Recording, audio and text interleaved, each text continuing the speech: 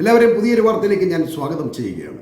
ഇറാന്റെ പരമോന്നത നേതാവായ ആയത്തുള്ള അലി ഖാംനെയുടെ മരണത്തോട് അനുബന്ധിച്ച് ദിവസങ്ങൾ നീണ്ടുനിന്ന വിലാപയാത്രയ്ക്കും സംസ്കാര ചടങ്ങുകൾക്കും ശേഷം ഇറാൻ വീണ്ടും കടുത്ത നിലപാടുകളിലേക്ക് നീങ്ങിയത് പശ്ചിമേഷ്യയെ വീണ്ടും പകയുടെയും പ്രതികാരത്തിന്റെയും തലത്തിലേക്ക് ഉയർത്തുന്നതായാണ് നമുക്ക് കാണാൻ കഴിയുന്നത്.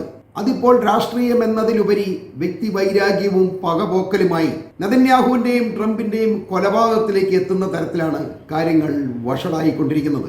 ഖാംനെയുടെ കൊലപാതകത്തെ വികാരപരമായി ഏറ്റെടുത്ത ഇറാനിയൻ ജനത കബറടക്കച്ചടങ്ങിൽ ചുവന്ന കൊടിയുമേന്തി ട്രംപിനെയും നെതന്യാഹുവിനെയും വധിക്കണമെന്ന് പരസ്യമായി ആഹ്വാനം ചെയ്തതും തങ്ങളുടെ ലക്ഷ്യത്തിൽ നിന്നും പിന്മാറാൻ ഒരുക്കമല്ല എന്ന തരത്തിൽ രാജ്യത്ത് ഇപ്പോഴും ഇതൊരു ആശയമായി പ്രചരിപ്പിക്കപ്പെടുന്നതിനാൽ ഇറാൻ അവരുടെ തീരുമാനങ്ങൾ നടപ്പിലാക്കുമെന്ന ഭയം ട്രംപിൽ പോലും ഉണ്ടായിട്ടുണ്ട് എന്നതാണ് യാഥാർത്ഥ്യം. ഷിയ വിശ്വാസപ്രകാരം ചുവന്ന കൊടി എന്നത് പ്രതികാരത്തിന്റെ പ്രതീകമാണ്. അതുമാത്രമല്ല, ഈ ഖാംനെയുടെ അനുശോചന യോഗത്തിൽ അദ്ദേഹത്തിന്റെ പുത്രനായ മുജ്തബ ഖാംനെയി പറഞ്ഞ വാക്കുകളും അവരുടെ നിശ്ചയദാർഢ്യത്തെ ചൂണ്ടിക്കാണിക്കുന്നുണ്ട്.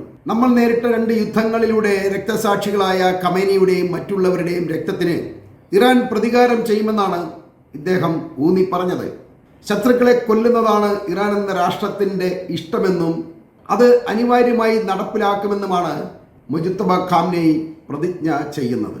സാധാരണ ഇറാൻ പറഞ്ഞതൊക്കെയും ഇക്കാലം അത്രയും ചെയ്തതുകൊണ്ട് പൊതുവെ ഇതിനെക്കുറിച്ച് വലിയ ചർച്ചകളാണ് ലോകത്തെമ്പാടും നടക്കുന്നത്. അവർ ഇത് പ്രവർത്തിക്കുമെന്ന് തന്നെയാണ് പലരും വിശ്വസിക്കുന്നത്. ഇതിപ്പോൾ ട്രംപ് പോലും വിശ്വസിച്ചിട്ടുണ്ട് എന്നുള്ളതാണ് യാഥാർത്ഥ്യം.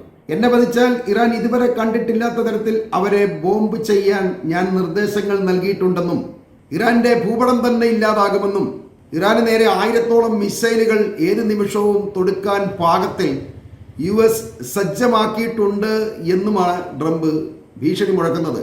ഇക്കാര്യം ഇന്റർനാഷണൽ മീഡിയകൾ റിപ്പോർട്ട് ചെയ്യുമ്പോൾ ഭയചകിതമായ ട്രംപിന്റെ ചിത്രമാണ് അതിനൊപ്പം നമുക്ക് തെളിയുന്നത്.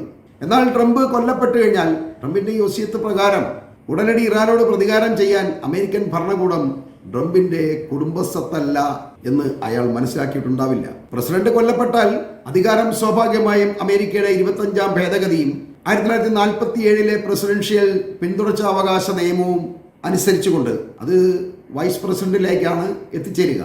വൈസ് പ്രസിഡന്റ് JD വാൻസ് ആണ്. അയാൾ ചീഫ് ഇൻ കമാൻഡർ ആവുകയും അയാൾക്ക് താല്പര്യമുണ്ടെങ്കിൽ മാത്രം ഇറാനോട് പ്രതികാരം ചെയ്യാമെന്നേ ഉള്ളൂ. ഇതിൽ ഏറ്റവും പ്രധാനമായുള്ളത് തന്റെ മുൻഗാമിയുടെ ഉത്തരവുകൾ, അതായത് കൊല്ലപ്പെട്ടയാളുടെ ഉത്തരവുകൾ പാലിക്കണമെന്ന് യാതൊരു നിർബന്ധവും ഈ വൈസ് പ്രസിഡന്റിന്റെ മേൽ ഉണ്ടാവില്ല. ഇക്കാലം അത്രയുമുള്ള ചരിത്രം പരിശോധിച്ചു കഴിഞ്ഞാൽ US പല കാരണങ്ങൾ കൊണ്ടും ഒരിക്കലും ഒരു ഡെഡ്മാൻ സ്വിച്ച് ഉപയോഗിച്ചിട്ടില്ല എന്നുള്ളതാണ്. മുൻഗാമിയുടെ പാതകളെ പിന്തുടരാൻ ഒരു അമേരിക്കൻ പ്രസിഡന്റും തയ്യാറാവാത്തതാണ് ഇതിന്റെ പിന്നിലുള്ള കാരണം.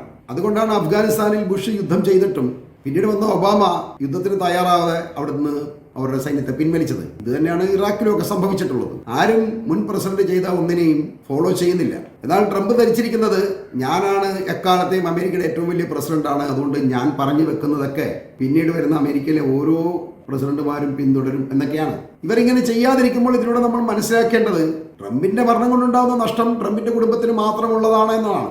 യഥാർത്ഥത്തിൽ ട്രംപ് ശരിക്കും ഇറാന്റെ ഭീഷണിയിൽ വീണിരിക്കുന്നു എന്നുള്ളതാണ് ഈ വാസ്തവം. ഈ ഭയം മറയ്ക്കാൻ ഒന്നുകിൽ USന്റെ നിബന്ധനകൾ അംഗീകരിച്ചുകൊണ്ട് ഹോർമുസ് പൂർണ്ണമായും തുറക്കുകയും ഞങ്ങളുമായി ഒരു കരാറിലെത്തുകയും ചെയ്യുക, അതല്ലെങ്കിൽ യുദ്ധം നേരിടുക എന്നൊക്കെയാണ് ട്രംപ് ഇന്നലെയും ഭീഷണി മുടക്കിയത്. ഇത് ഇയാൾ കുറേ നാളായിട്ട് ഈ ഭീഷണി തുറന്നുകൊണ്ടിരിക്കുകയാണ്. പക്ഷേ യാതൊരു പ്രയോജനമില്ല കേട്ടോ.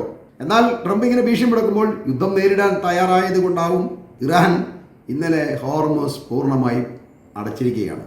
ഇതിനു മുമ്പ് കുറച്ച് കപ്പലുകളെയൊക്കെ അതുവഴി കടത്തിവിട്ടിരുന്നു. അത് ടോൾ വാങ്ങിയിട്ടായാലും കപ്പലുകൾക്ക് കടന്നു പോകാൻ കഴിഞ്ഞിരുന്നു. എന്നാൽ ട്രംപിന്റെ ഈ ഭീഷണി വന്നതോടെ എന്നാന്ന് കണ്ടേക്കാമെന്ന് കരുതി അവർ പൂർണ്ണമായും ഇപ്പോൾ ഈ ഹോർമുസ് അടച്ചിട്ടിരിക്കുകയാണ്. അവിടുത്തെ ഒരു ഈച്ച പോലും ഇപ്പോൾ കടക്കാൻ മാർഗമില്ലാതിരിക്കുകയാണ്. അത് മാത്രമല്ല, ഇവരെ വെട്ടിച്ച് ഒമാൻ തീരത്തൂടെ കടന്നു പോകാൻ ശ്രമിച്ച ഒരു ബ്രിട്ടീഷ് കപ്പലിനെ ആക്രമിച്ച് ഈ കപ്പൽ കടലിൽ താഴ്ത്തുകയും ചെയ്തിട്ടുണ്ട്. അതിപ്പം താഴ്ന്നു പോയിക്കൊണ്ടിരിക്കുകയാണ്. ഈ മുങ്ങുന്ന കപ്പൽ ഉപേക്ഷിച്ചുകൊണ്ട് ലൈഫ് ജാക്കറ്റിൽ അതിലെ ജീവനക്കാരെല്ലാം രക്ഷപ്പെട്ടിരിക്കുന്നു എന്നാണ് പുതിയ റിപ്പോർട്ട്. അത് ഇന്നുണ്ടായതാണ് കേട്ടോ. ഇതിന് പ്രതികാരമായി അമേരിക്ക ഇറാന് നേരെ ബഹ്റൈനിൽ നിന്നും ആക്രമണം നടത്തുകയാണ് ഉണ്ടായത്. തൊട്ടു പിന്നാലെ ഈ ബഹ്റൈനിലും കുവൈറ്റിലും ജോർദാനിലുമൊക്കെയുള്ള അമേരിക്കൻ താവളങ്ങളിലേക്ക് വൻതോതിൽ ആക്രമണം ഇറാൻ നടത്തുകയാണ്. അമേരിക്ക ഒന്നടിക്കുമ്പോൾ ഇറാൻ 10 അടിക്കുന്ന തരത്തിലാണ് ഇപ്പോൾ യുദ്ധം മുന്നോട്ട് പോയിക്കൊണ്ടിരിക്കുന്നത്. തന്നെയുമല്ല, അമേരിക്കയുടെ വലിയ യുദ്ധക്കപ്പലായ അബ്രഹാം ലിങ്കൺ ഇപ്പോൾ ഒമാൻ കടലിൽ എത്തിയിട്ടുണ്ട്. അത് ഈ ഇറാനിൽ നിന്നും വരുന്ന മിസൈലുകളെല്ലാം തടയാൻ വേണ്ടി അല്ലെങ്കിൽ പ്രതിരോധിക്കാൻ വേണ്ടി ശ്രമിക്കുന്നുണ്ടെങ്കിലും അതൊന്നും വലിയ കാര്യമായ ഗുണം ചെയ്യുന്നില്ല. മിസൈലുകൾ വീഴേണ്ടടുത്ത് വീഴുക തന്നെ ചെയ്യുന്നുണ്ട്. ഇനി കപ്പലും കൂടെ അടിച്ച് മുക്കുന്നവരെ അമ്മമാർ ഇവിടെ കാണുമെന്നുള്ളതാണ്. ഇത് പലതവണ ഈ കപ്പലിന് നേരെ ആക്രമണം ഉണ്ടായിട്ടുള്ളതാണ്. എന്നിട്ട് ഇവർ തിരിച്ചു പോകാതെ പരിസരത്ത് കിടന്ന് ചുറ്റിത്തിരിയാണ്. ഇത് വളരെ അകലെയായിരുന്നു ഈ കപ്പൽ ഉണ്ടായിരുന്നത്. അത് ഇന്നലെ ഒമാൻ കടലിൽ എത്തിയിട്ടുണ്ട്. അന്തമില്ലാത്ത യുദ്ധത്തിലേക്ക് ഗൾഫ് വീഴുമ്പോൾ ഇത് അമേരിക്കയുടെ നിലനിൽപ്പിന്റെ പ്രതിരോധവും മിഡിൽ ഈസ്റ്റിൽ ഇറാന് പുതിയ ആധിപത്യം നേടാനുള്ള ഒരു യുദ്ധമായിട്ടാണ് നമ്മൾ ഇതിനെ വിലയിരുത്തേണ്ടത്. ഇറാനെ പ്രതിരോധിക്കാൻ കഴിയാതെ അമേരിക്ക മിഡിൽ ഈസ്റ്റിലെ അവരുടെ സ്വാധീനം കുറച്ചുകൊണ്ട് പിന്നിലേക്ക് തള്ളപ്പെടുന്നത് നമുക്ക് വ്യക്തമായി കാണാൻ കഴിയും. അതുകൊണ്ടാണ് അവർ സൗദിയിലും ഖത്തറിലുമൊക്കെയുള്ള അവരുടെ എല്ലാ സൈന്യങ്ങളെയും പിൻവലിച്ച് അല്ലെങ്കിൽ സൈനിക ഉപകരണങ്ങളെല്ലാം പിൻവലിച്ച് അവർ ജോർദാനിലേക്ക് മാറ്റാൻ തീരുമാനിച്ചിരിക്കുന്നത്. അത് അമേരിക്ക തുറന്ന് സമ്മതിച്ച കേസാണ്. കാരണം അവർക്കിവിടെ നിലനിൽപ്പില്ല. കുവൈറ്റിലും ബഹ്റൈനിലും ഒക്കെ ഉള്ള അവരുടെ ഏറ്റവും വലിയ ആസ്ഥാനങ്ങളെയൊക്കെ അതിഗംഭീരമായി ഇറാൻ ആക്രമിച്ചുകൊണ്ടിരിക്കുകയാണ്. ഇതിനെയൊന്നും പ്രതിരോധിക്കാൻ കഴിയാതെ അമേരിക്ക ശരിക്കും പിന്തള്ളപ്പെടുകയാണ്, പിന്നിലേക്ക് മാറിക്കൊണ്ടിരിക്കുകയാണ്. ഹോർമുസ് പൂർണ്ണമായും ഇറാന് വിട്ടുകൊടുക്കേണ്ടി വന്നാൽ ഈ അറബ് മേഖലയിലേക്ക് പിന്നെ അമേരിക്കയ്ക്ക് ഒരിക്കലും പ്രവേശനം ഉണ്ടാവില്ല എന്ന തിരിച്ചറിവാണ് ഇങ്ങനെ പോരാടി നിൽക്കാൻ വേണ്ടി അമേരിക്ക അല്ലെങ്കിൽ ട്രംപിനെ പ്രേരിപ്പിക്കുന്നത്. അതുകൊണ്ടാണ് യുദ്ധം ഇങ്ങനെ എങ്ങുമെത്താത്ത രീതിയിൽ നീണ്ടു പോകുന്നത്.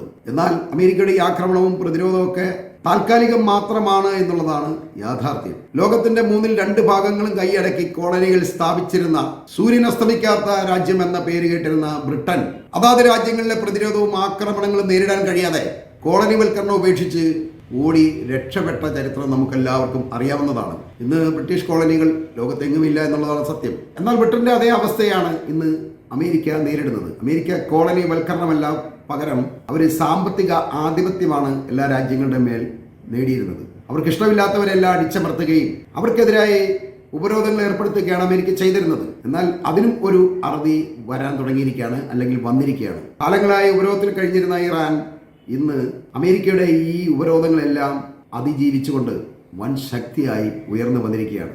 അതുകൊണ്ട് തന്നെ ഈ മിഡിൽ ഈസ്റ്റിൽ നിന്നും അമേരിക്കയുടെ അടിവേരുകൾ പിഴുതു മാറ്റപ്പെടുന്നതിൻ്റെ ശബ്ദകോലാഹലങ്ങളാണ് നമ്മളിപ്പോൾ മിഡിൽ ഈസ്റ്റിൽ നിന്നും കേൾക്കുന്ന ശബ്ദങ്ങൾ എന്ന് പറയേണ്ടതുണ്ട്. ഈ വാർത്തകൾ ഞാനിവിടെ അവസാനിപ്പിക്കുന്നു.